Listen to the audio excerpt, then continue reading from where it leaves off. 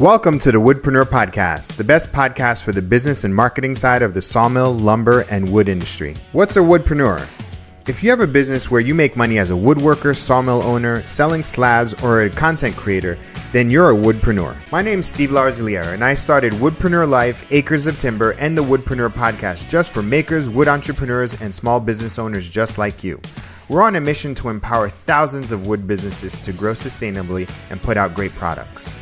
Each week, I interview makers, sawyers, content creators, and 6- and 7-figure entrepreneurs that know the wood industry inside and out. With topics covering everything from the urban lumber movement, sustainable sourcing and design, we'll discuss the ins and outs of how to grow, monetize, and fully immerse yourself in the woodpreneur lifestyle. If you're a hobbyist, a full-time wood business owner, part-time entrepreneur who wants to become a content creator, or quit your day job to pursue your dreams, the Woodpreneur podcast is just for you.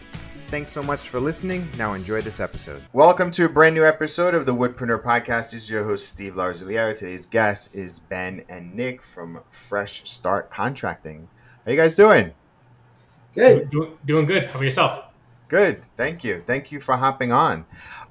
Hey, so why don't you give us the backstory? How did Fresh Start, how did it start? Ben, you want this one? Yeah, sure. So Nick and I are old friends. And when I say old friends, we've known each other since we were about 8 or 9 years old. Let's grew go. up together. Yeah, exactly. We're not that old, but that's still 30 years ago. Yeah.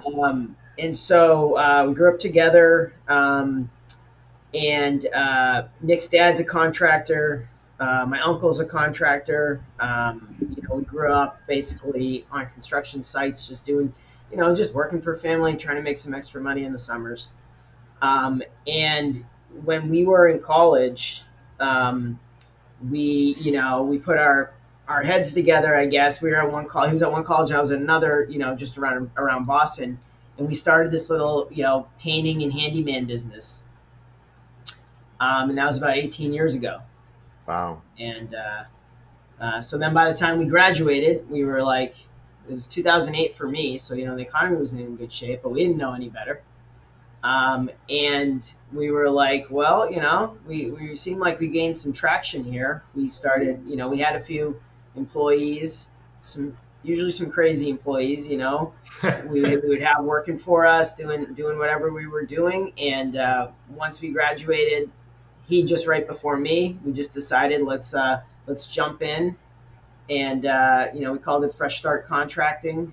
We thought it was a catchy name, and a professor of mine at school helped us incorporate the business, and graduated, and away we went.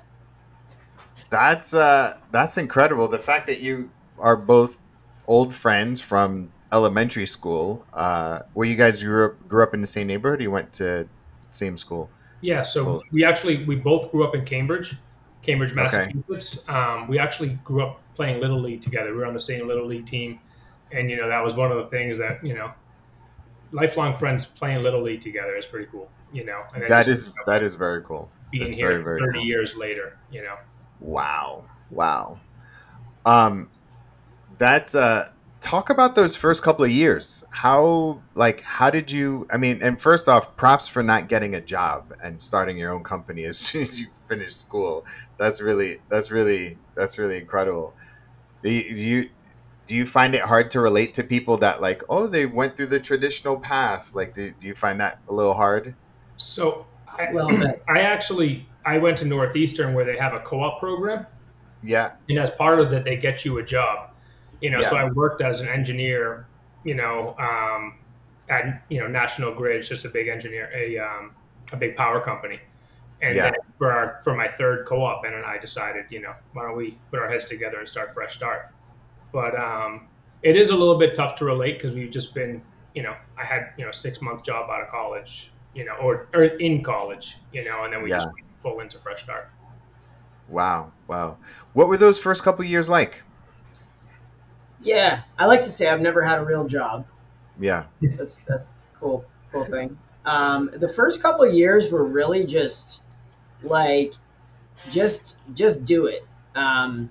We started off, and we were doing sort of small small projects, very small, very, you know, fixing decks and painting, you know, painting houses. And it was just kind of like, you know, it was exciting because every time there was always a newer opportunity coming along, a bigger opportunity than anything we'd seen before.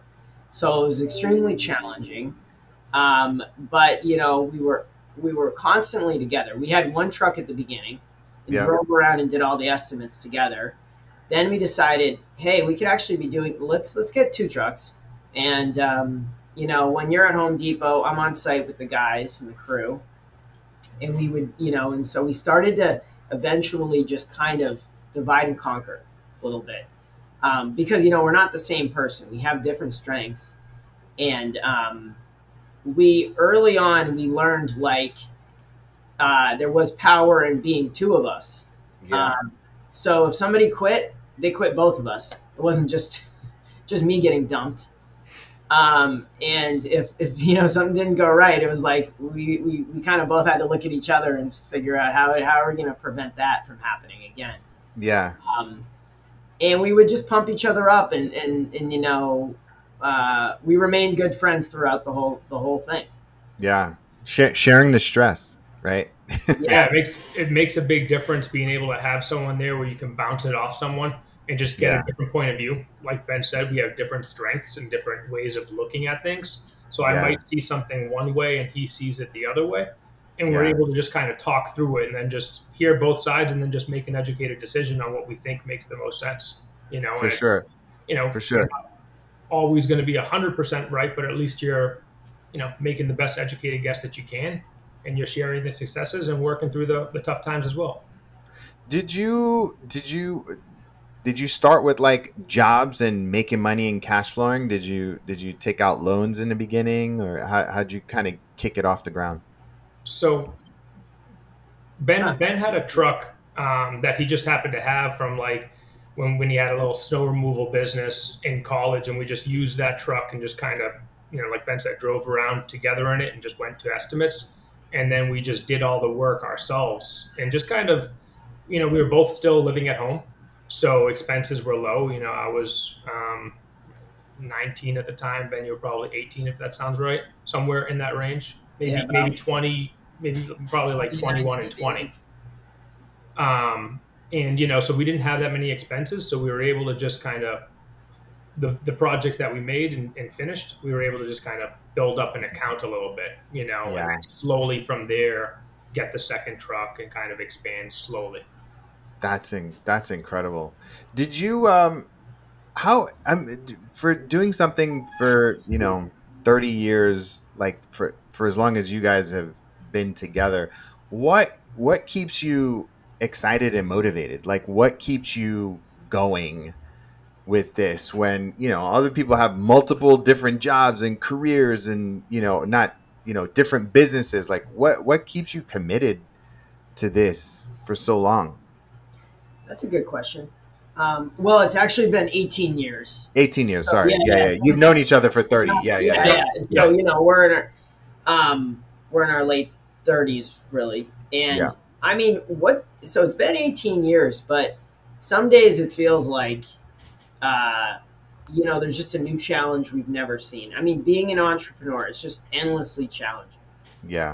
Running a construction company is just like, I mean, if you could write a book with the things that have happened in this year alone. That are bizarre, challenging, fortunate, unfortunate, just there's so much there.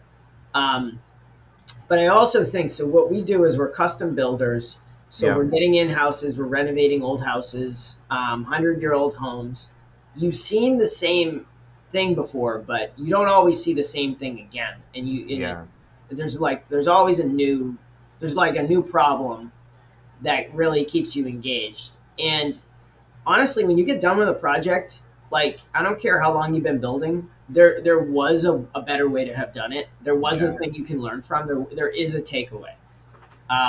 And so it's like you can constantly be improving as you go. This is really never mundane. It's something like, I mean, these, you know, most people who work for us are just lifers in construction. Yeah. We have almost 40 people here, and it's like there's something that keeps you coming back. So you probably know. But Yeah. And then just each other. We kind of push each other, and we've always pushed each other and stayed motivated that way. Just Yeah. kind of like getting to that next level and just pushing through the challenges that we come upon. That's so cool. That's so cool. How do you divide up your responsibilities between the both of you?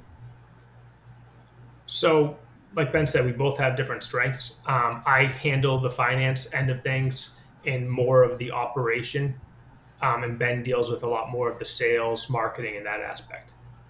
Okay. There's a little Cool. bit more to it, Ben, if you want to elaborate on anything. yeah, like an example might be like this morning, I start my day off. I'm at a vendor's showroom with them, like learning about a product, like a nice high end window and like these door systems that like we want to start integrating into our jobs, and basically being knowledgeable about should we do these products, how we're going to do them right. I'm out there with like my sales team, just like learning, building relationships. And Nick's been developing.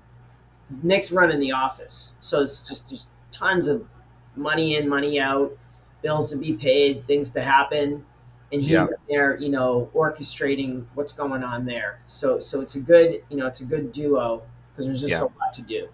For sure. For sure. And you said how many people live you total?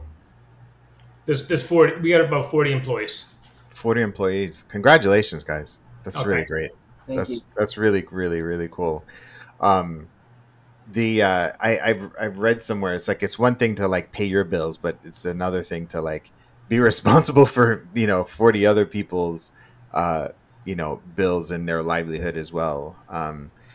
Talk about what is the main bread and butter product that you guys do? Is it custom home building or is it like more additions, renovations?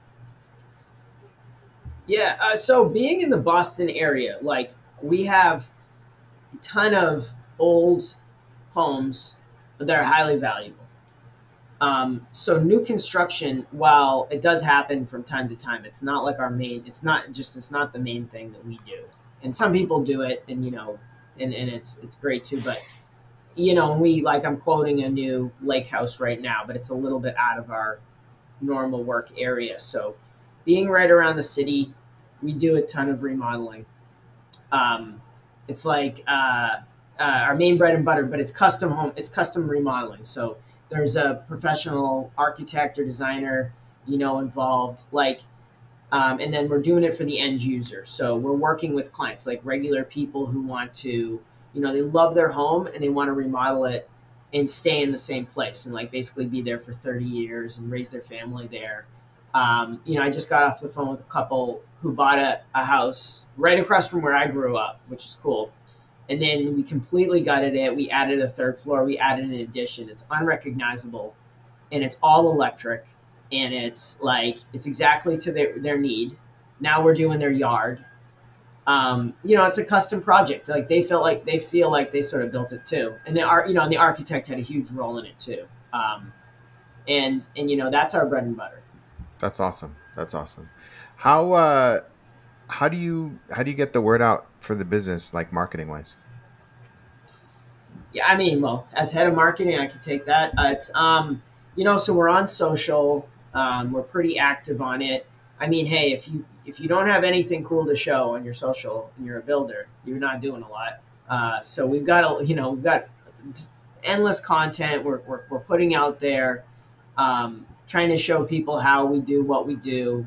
Even what our processes are as a business, we think is sort of interesting. Like we recycle, we go into houses and we recycle everything that we can. We take everything off the walls and we give it to Habitat for Humanity. We made a video about that. That got a lot of traction because people were like, "Oh, that's cool." In fact, the least, people might love the pretty pictures, but they're more interested in like what goes into it. And so we're getting out there on social. Our projects have signage. We track everything, like every lead we get, where did it come from? Our number one source of business is going to be professionals like architects and designers who have clients. They want to, bring a good contractor in and they call us. Two, it's referrals and it's friends of people who we've remodeled for. You know, you don't usually spend $1 million on a project and find somebody on Google. You know, I mean, you're going to look them up after, but you may not find them that way, or you might. But a lot of the times, you're going to talk. You're going to get a recommendation. Yeah. Repeat business is another big one, and signage. Just like all the trucks are lettered, everybody's got shirts on. You know, we spend money on making sure people have apparel they like, so that the name Fresh Start sticks with people.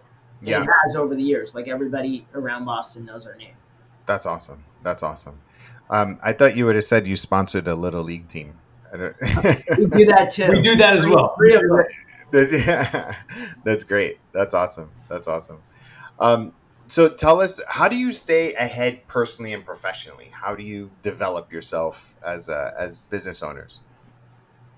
So to stay ahead professionally, we're always, like Ben said, we're always tracking measurables, and we're looking at the next year and looking ahead and trying to, think, ahead of schedule and plan accordingly, rather than looking back at the current jobs that we're working on. We're also just looking at trends and just making sure that we're adapting and being flexible with any trends and things that we have to do. Personally, now what do you think personally?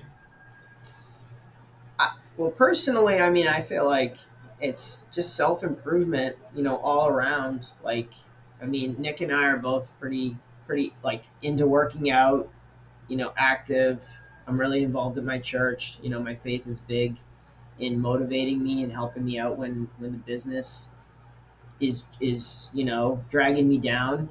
My family, I mean, we both have, families, and I'll let Nick talk about his, but, I have 3 kids and my wife, and like, so it's not just 2 guys in a truck and living in mom and dad's house anymore. We have a lot more going on. Yeah. And a lot more to live for, a lot more to work towards. Yeah, a lot more to live for. And so, and we understand there's the pressure of having the business, but in some weird way, we have the benefit of like never knowing it any other way. Yeah. So it's like, we're going to go through the tough clients, the tough times, the down, but then we're going to have the breakthroughs, the moments of, landing new deals and new relationships, or we just sometimes look around and we're like, we've done so many people's homes and they're so happy and grateful for it. And it's like, it's really helped them. And it's pretty cool, so it's pretty grateful. It's also nice, you're just driving in the areas that we grew up. Like I said, we grew up in Cambridge, and just driving through Cambridge, Somerville, those types of areas that we do a lot of work in, and just knowing that, I can drive there with my kids and my family and say, hey, we built that house, or we did this, we lifted that house off the ground and put a whole new foundation under it. Just difficult stuff that most contractors can't do. Yeah, that must feel pretty rewarding to drive around your city and your area, knowing that like not only did you grow up there, like you're actually making a lasting impact in people's lives. And again, can't overstate or understate the impact of having 40 employees that depend on you, and they're making an impact too on their community, right? And that's just our employees firsthand. That doesn't even include the subcontractors that we put to work every day. If you think about that, it's probably over 100 per day. It's incredible. People that are out there, banging nails, running HVAC, electrical, installation, across the board. So for sure.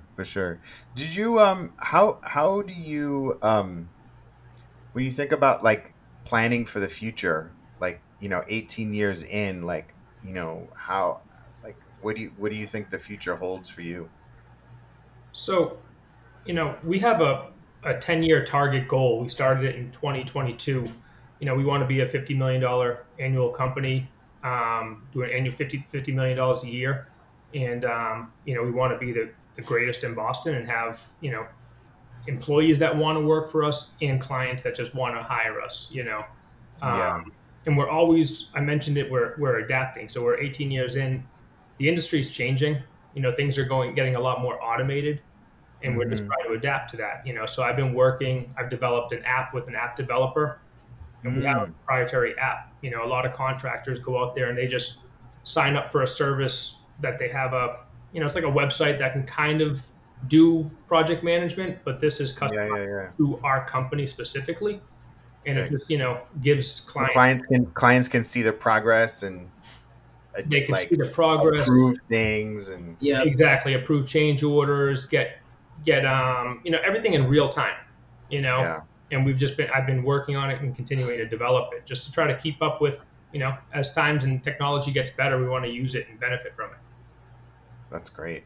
That's awesome. So how else are things getting automated outside of this that you've had to adapt lately? Like what else have you been seeing?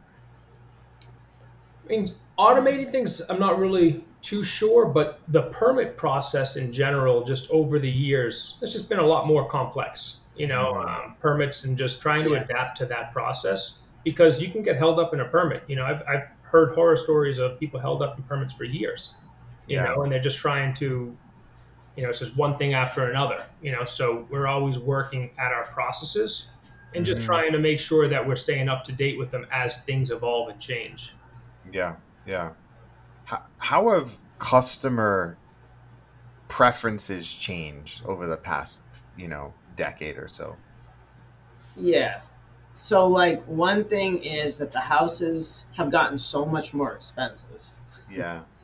So it's like the house where we grew up. I mean, the average house there is over $1 million. Wow. $1,000 a square foot kind of stuff, easy all day.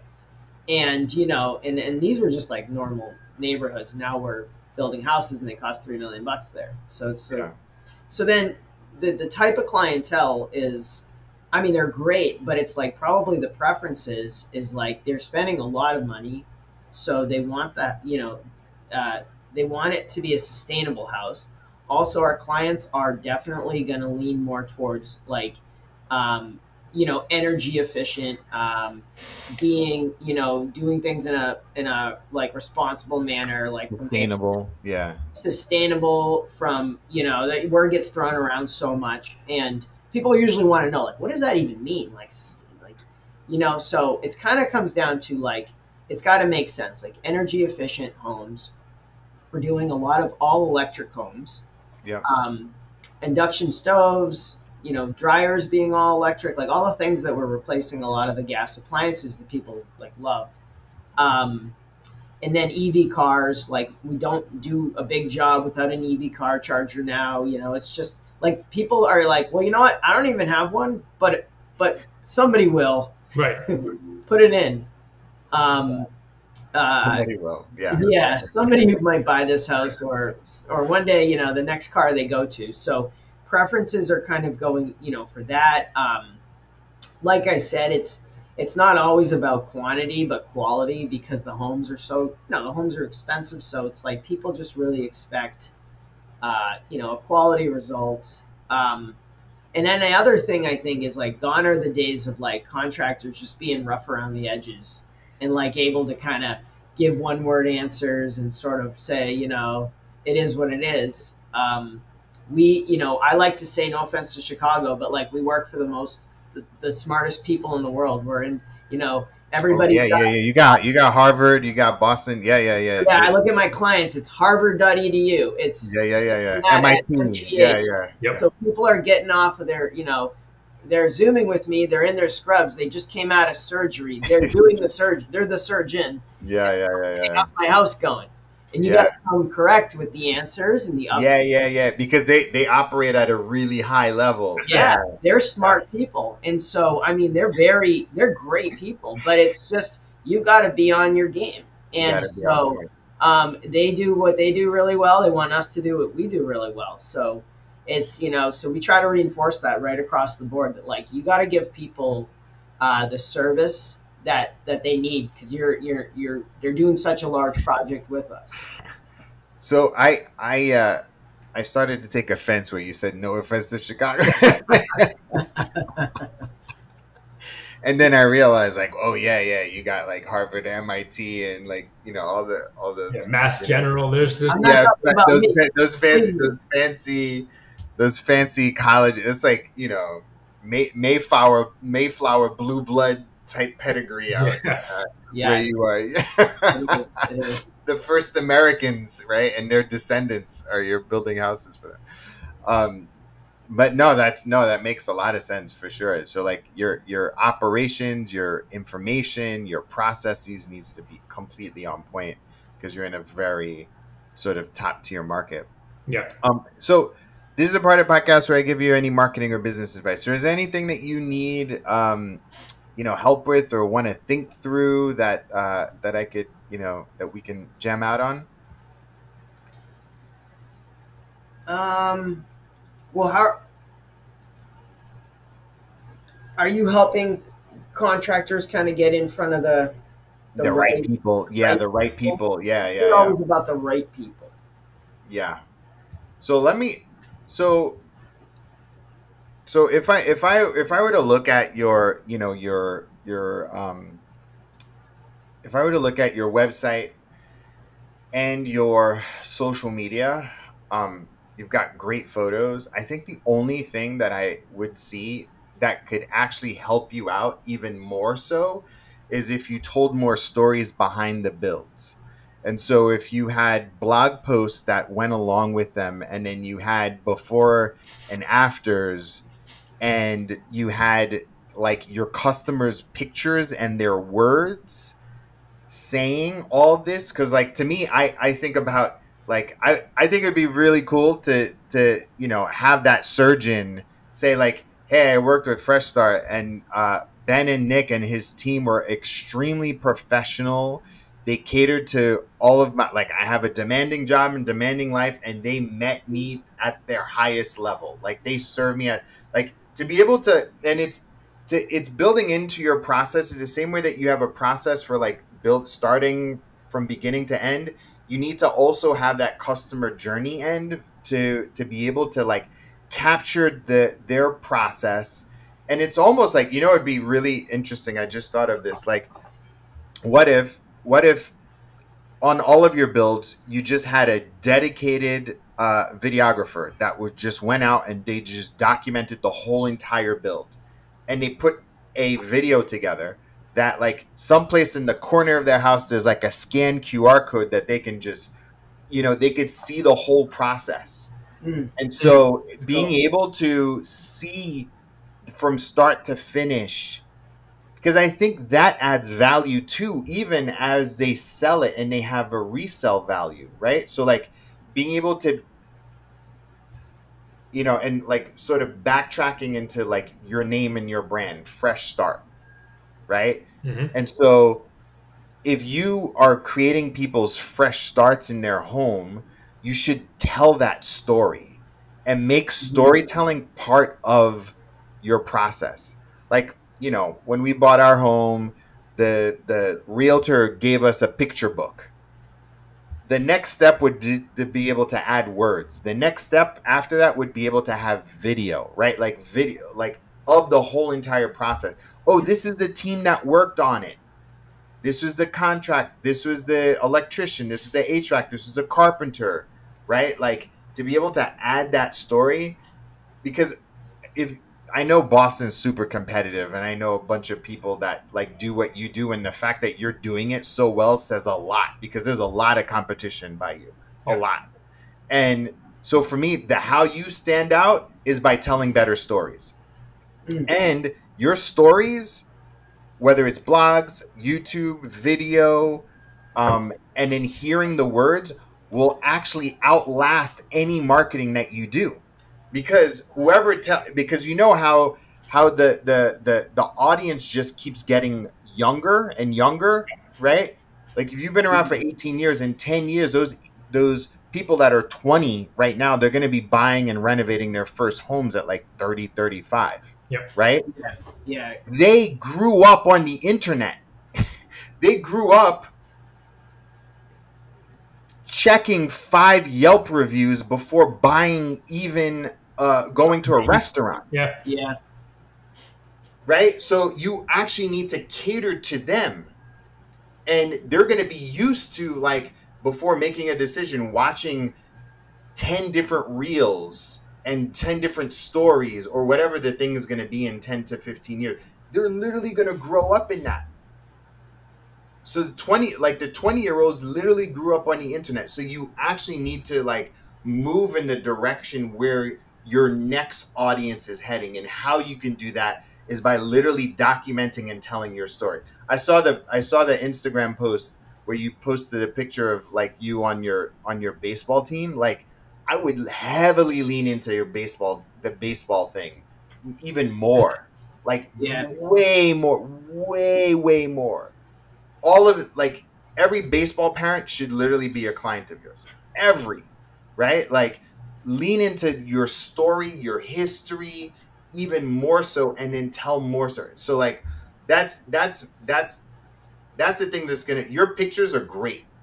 If you add words and video behind them, you're gonna dominate your whole entire. Because and then the last thing is, if you add words and pictures to it, you will outrank your competitors in the search engines too, because they all have the same pictures. Right. They're just not taking that extra step to tell stories. Yeah. That's great. I really like that. Good feedback.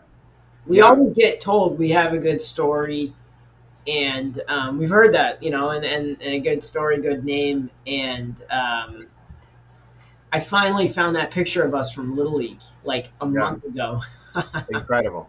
And I was like, all right, we got to get that. And then like a lot of people love that, but it was like, it's like a quick little snippet. Yeah. You need to tell more. If you could find more pictures or more, like, I don't know. I just recently saw this. I went to see this guy named Questlove talk, and he talked about how, old musicians, they are, all their stories are dying down, right? Like Prince and, all these people that, like legends, and nobody's there to tell their story. And then I had the similar thing. Like, I had a business that was 18 years and there are no real stories because there wasn't social media the way it was now, right? There's old pictures and maybe, but it's all in our head. And now, if you've been around for 18 years and you're planning on being in 10 years still sticking with this $50 million, like, wouldn't it be great to document the next 10 years and to capture the first 18 years, not just for you, but for your grandkids, right? Like, that's the whole point. And, you have a place like Boston, it's super nostalgic, right? Like, people love their history in Boston. So if you can out history everybody, man, you're going to win.